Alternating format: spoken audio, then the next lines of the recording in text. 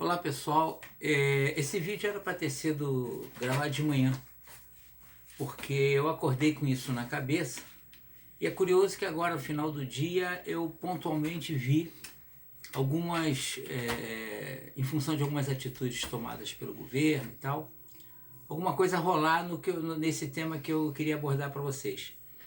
Todo esse tema eu pensei ele hoje de manhã, mas só estou podendo fazer essa gravação desse vídeo agora à noite. Já são 8 horas da noite e é agora que eu consegui viabilizar essa gravação para vocês.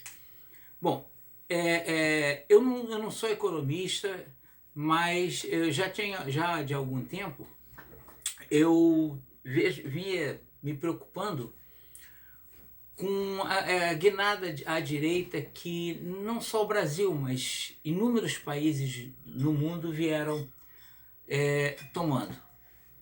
Não por causa da direita propriamente dito, mas porque essa guinada ela vem sempre acompanhada com um único foco em cima, na estrutura econômica, em cima do neoliberalismo. Que para mim, essa história de autorregulação do mercado, que é para mim a panaceia do neoliberalismo, eu sinceramente gostaria de entender até por que ainda acreditam nisso. Eu nunca consegui ler argumentação teórica que garantisse que essa autorregulação acontecesse na prática. Na verdade, muito ao contrário, quando a gente vê as coisas acontecerem, elas mostram o oposto. E em alguns momentos de crise que nós vimos pelo mundo, não foi ela que resolveu o problema. Eu posso entender o Adam Smith acreditar nisso, mas depois de toda essa experiência prática que nós tivemos do neoliberalismo, eu não sei se ele hoje não reformularia seus pensamentos. Mas voltando ao que eu queria falar originalmente, uma das coisas que eu fiz há algum tempo foi estudar cuidadosamente o crack de 29, como ficou conhecido, a quebra das bolsas de valores e a grande depressão que se seguiu nos Estados Unidos em 1929. Por quê? Eu queria saber por que quebrou e queria entender como é que isso foi resolvido. E nessa pesquisa, o que acaba acontecendo? Bingo! Neoliberalismo. A política do presidente americano, então, o presidente Hoover, não confundir com Roosevelt, que é o que vem após, ele ficou todo empolgado por causa dos recordes da Bolsa de Valores, e aqui eu quero fazer um adendo. Vamos lembrar que recentemente estavam soltando fogos aí, comemorando o crescimento da Bolsa de Valores. Vai guardando isso. Isso tudo esses recordes da Bolsa foi anunciado com pompa e circunstância, como novos tempos. Pois é. Em 1929, as pessoas começaram por causa de crédito fácil, as ações neoliberais mesmo, muito investimento na Bolsa, uma economia num movimento, um crescimento muito intenso, mas que não era acompanhada por produção, não era acompanhada por bens reais. Era uma economia sem regulação, uma economia muito movida a crédito.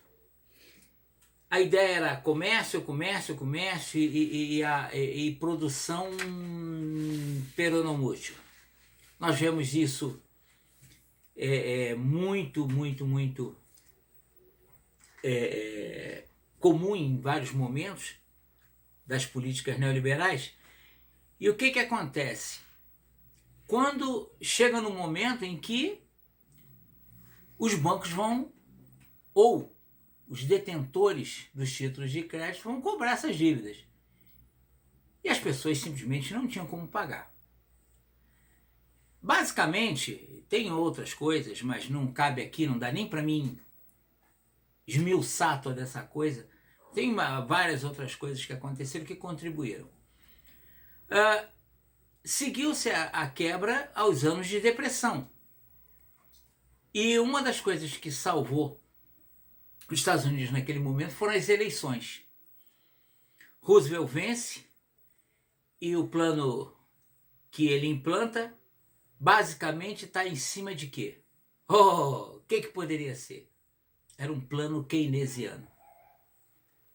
Para muitos, um plano socialista. Ele ignorou a questão da dívida pública, os 9 mil, isso é dado, isso não é chute meu, 9 mil bancos quebrados, 100 mil empresas falidas. E qual foi a proposta do Roosevelt? Vamos mexer o país. Dinheiro público criando movimentação. Aí, só para pensar, vocês acham que depois de alguns anos de depressão, com toda a quebra de sistema bancário e de empresas, que o governo americano tinha dinheiro para investir? Acredito eu que as reservas americanas na época, guardadas as proporções de época, evidentemente, não chegava nem perto desses 5 trilhões de reais que hoje o governo brasileiro tem de reservas. Isso também é dado, não é chute meu. O que acontece? O que ele estabeleceu? Controle sobre transações econômicas, a especulação financeira já começa aí a eliminar o neoliberalismo. Atitude número 2, e aqui vai um recado claro, que tem muita gente pedindo que isso seja feito, aliás, já estavam pedindo antes dessa crise do Covid. Recolhimentos de impostos não cobrados. Nós temos devedores imensos, só as dívidas desse pessoal todo, entre bancos, redes de televisão, todas, devendo bilhões. Acredito que se somar todo mundo, chega a casa 2 trilhões que não pagam seus impostos. Empresas de grande porte, as dívidas são enormes. Atitude 3 do governo, isso tudo, essas atitudes que eu estou referindo são do governo americano. Atitude 3, assistencialismo social. E o que a gente viu? A duras penas, o Congresso empurrar a goela abaixo, essa ajudazinha de R$600 aos poucos estão aumentando. Atitude 4, investimento estatal no trabalho. No nosso caso aqui, tal como lá, investimentos em infraestrutura. E como o Brasil precisa de investimento em infraestrutura. Bom, dá para perceber que a receita que foi empregada nos Estados Unidos, no entre guerras, por Roosevelt, é muito aplicável ao momento que a gente vive e a forma de sair disso, falando de economia. Nesse momento eu entendo que nós estamos vivendo o momento Hoover, aquele período logo depois do crack, em que ele insistiu em medidas e posições neoliberais. Agora, eu não sei se o Brasil aguenta esperar até 2022 pelo momento Roosevelt. E não dá para contar com nenhuma guerra para acabar de fechar as contas. Sim, porque a Segunda Guerra também acabou, embora ela só começasse em 1939, com a casa já arrumada. Não tenha dúvida que a Segunda Guerra Mundial fez com que os Estados Unidos dessem um grande salto. Nós temos nossas peculiaridades para compensar a não guerra, que ninguém quer saber de guerra, claro. Quais são as nossas peculiaridades? O grande nível de commodities que nós temos em nosso solo. Mas isso é um outro assunto que a gente pode abordar depois. O Covid-19 pode ser a salvação político e econômica que precisamos, mas não com o pensamento neoliberal atual. O passado só serve para isso: aprender a não cometer os mesmos erros. Façamos bom uso do passado. Um abraço.